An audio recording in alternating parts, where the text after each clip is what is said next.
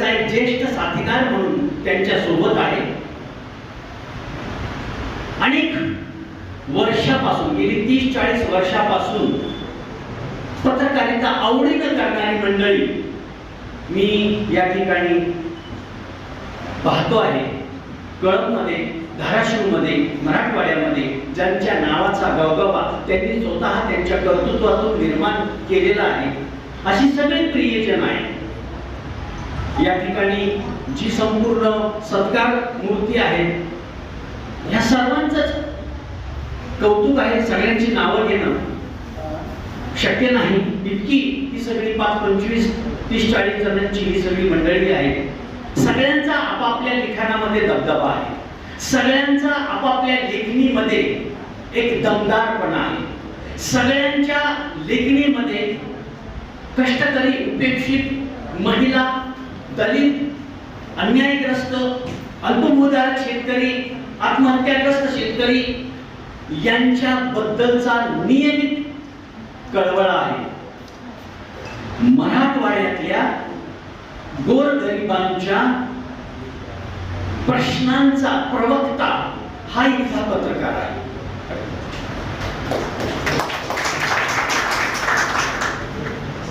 कितीही स्वतःच्या अडचणी आहेत, म्हणजे मी आमचे सुभाषराव असतील, लक्ष्मणराव असतील, आमचे अशोकराव आहेत, आमचे बालाजी बाप्पा आहेत, सतीश भाऊ आहेत, गोगरे भाऊ आहेत, किती जणांची नावं, आमचे माधवराव आहेत, ही सगळी मी मंडळी पाहतोय, त्यांना रोज पाहतो आहे. ही मंडळी स्वतःच्या प्रश्नांच्या विषयी, आपल्या प्रश्नांना बाजूला ठेवून लोकांच्या प्रश्नांच्या विषयी जास्त सजग आहे. प्रश्नांची सरबत्ती, आपल्या प्रश्नांची तीव्रता ही लोकांच्या प्रश्नापेक्षा कमी आहे. लोकांच्या प्रश्नांना नेहमी महत्त्व द्यायला पाहिजे, ही भावना इथल्या पत्रकार मंडळींची आहे. सर्व पत्रकार मंडळी ही सर्वसामान्य कुटुंबातली आहे. सर्व पत्रकार मंडळी ही घरातल्या कौटुंबिक प्रश्नांच्या सोबत लढता लढता समाजाच्या प्रश्नांविषयी लढणारी ही सगळी पत्रकार मंडळी आहे. आणि म्हणून माझ्यासारखा एक ज्येष्ठ कार्यकर्ता, मला नेहमी असं वाटतं की पत्रकारांच्या सोबत राहिलं पाहिजे, त्याच्या लेखणी सोबत राहिलं पाहिजे, त्यांच्या भावनेसोबत राहिलं पाहिजे, त्यांच्या विचारासोबत राहिलं पाहिजे. पत्रकारांना ही भावना आहेत ना, पत्रकारांना ही स्वतःचे इमोशन आहेत ना, पत्रकारांना ही कुटुंब आहे ना. आणि आजच्या वास्तवतेमध्ये प्रिंट मीडिया चालवणं, एक वर्तमानपत्र चालवणं, साप्ताहिक चालवणं, पाक्षिक चालवणं अत्यंत आव्हानात्मक आहे. कसं चालवणार? वाचक वर्ग कमी झालाय, सगळा मोबाईल मध्ये अडकलाय. आणि मी ज्या वेळेस, आमचे सगळे प्रियजन आहेत, मी त्या सगळ्यांची नावं घेणं थोडस टाळतो, पण सगळे प्रियजन ज्या वेळेस तो सगळी सर्कस चालवतात, तेव्हा खरं मला त्यांच्याकडे बघून कौतुक वाटतं.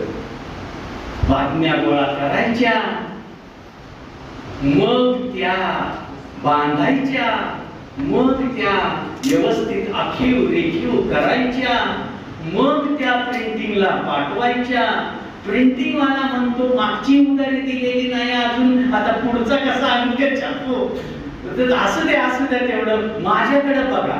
आमचा पत्रकार काय म्हणतो, माझ्याकडे बघा, पैसा बुडवणार नाही. मला खरं कौतुक वाटतं या सगळ्या मंडळींचं, कुणाचाही उपाय न ठेवता हे अंक काढतात. अंक पुन्हा वाटायचा, वाचा म्हणून सांगायचा, ही एक कसरत एका बाजूला आहे. काही आमची लाईव्ह मीडिया मधली मंडळी आहे, त्याचंही प्रचंड कौतुक आहे. कारण या ठिकाणी लाईव्ह मीडिया मधल्या बातम्या कव्हरेज करणं, त्या ठिकाणी त्याचं जाऊन शूटिंग करणं, त्या ठिकाणी त्या बातमीचं बाईट घेणं आणि ती प्रकाशित करणं, प्रदर्शित करणं, ही सुद्धा एक मोठी जिकिरीची गोष्ट आहे. कळंबमध्ये पत्रकार संघ आणि पत्रकाराची टीम आणि पत्रकाराची ही एक मोठी फौज आहे. मला असं वाटतं ही सामाजिक फौज, समाजाच्या प्रश्नांसाठी लढणारी, त्याच्या प्रश्नाला वाचा फोडणारी ही मोठी फौज ही कळमकरांसाठी देणगी आहे.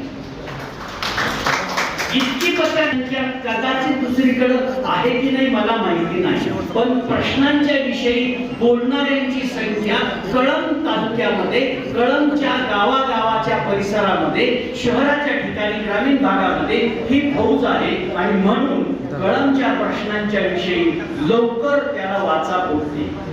एक ताजं उदाहरण आता सांगतो, त्याचा प्रभाव कसा पडलाय तेही सांगतो.